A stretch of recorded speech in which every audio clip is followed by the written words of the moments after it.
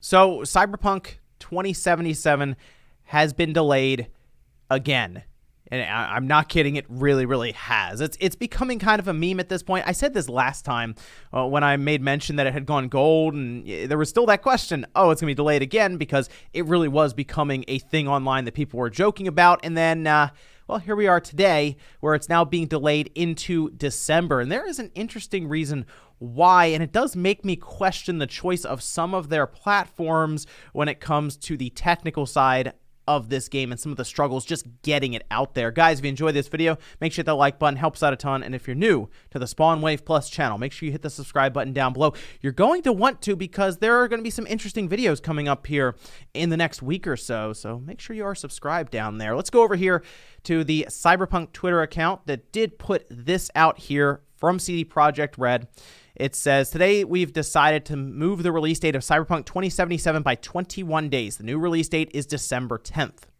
Now, they say the biggest challenge for us right now is shipping the game on current gen, next gen, and PC at the same time, which requires us to prepare and test 9 versions of it: Xbox One and X, compatibility on the Series S and X, PS4, PS4 Pro, compatibility on PS5, PC, Stadia, while working from home, since Cyberpunk 2077 evolved towards almost being a next-gen title somewhere along the way. We need to make sure everything works well and every version runs smoothly. We're aware it might seem unrealistic when someone says that 21 days can make any difference in such a massive and complex game, but we really do. Now, they go on to explain why they said it had gone gold, but that there is still a delay. And when it goes gold, that means that technically the game is complete, but they're still testing bugs and some other things that have to be smoothed out. So they can still kind of burn that disc and hold it up to the camera and say it's complete, but then it runs at like 20 frames per second or something. They can do that, yes.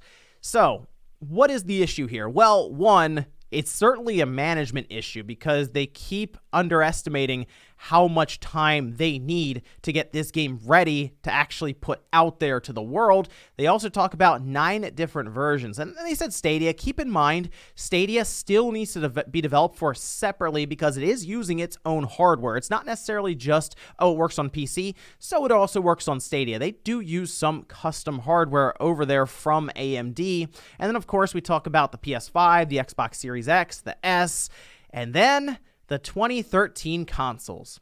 This is kind of where I think the problem is. Just to be honest, there was a rumor a little while ago that mentioned that there was a struggle with the Xbox One in particular, and I kind of believed that when that rumor got out there. It was just that, though, and we weren't really 100% sure on it.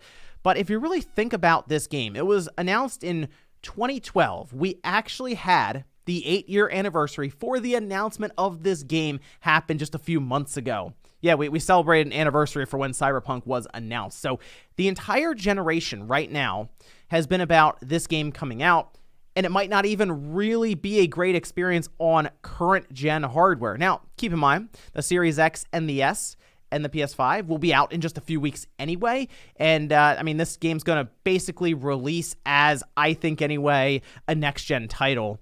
I think that Xbox One, that VCR model, Nate's VCR model, is the thing that is really hurting them right now, because it has to at least be able to run within reason on something like that. And that is certainly an issue with other games. We saw it with Anthem, for example, where that was like 20-something frames per second, and it was struggling bad when you were doing any type of firefights or any of that. And then we look over at Cyberpunk, and we see how ambitious this title is.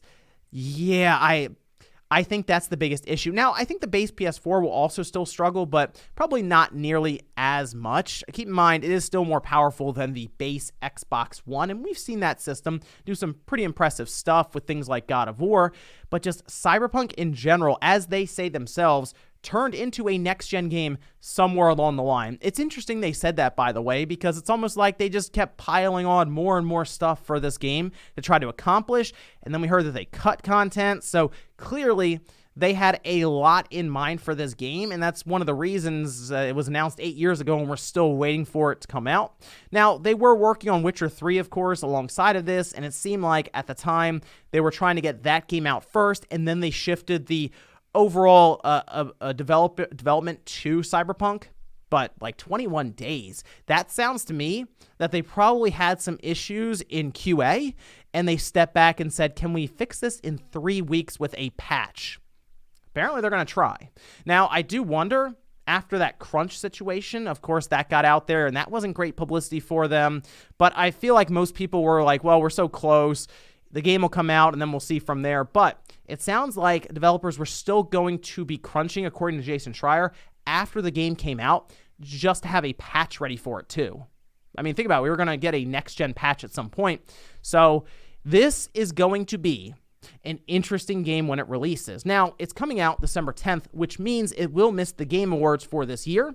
Jeff Keighley had said that this will end up being something for next year. That's something they seem to have learned a bit about, or at least taken feedback for, as Jedi Fallen Order will be a part of this year's Game Awards, since it missed last year's. It came out like right during the cutoff, and a lot of people didn't have a chance to necessarily play it, so we'll see how this game does. I think the game is going to be very, very good, but I am curious how it's going to run overall, especially on that base Xbox One, where I really do believe there is an issue when it comes to the game running in the first place. But let me know what you guys think about Cyberpunk 2077 once again being delayed. It's been, what, 4 or 5 delays now? We should have already been playing this game and reviewed it and talked about it long ago. But here we are now at the end of 2020.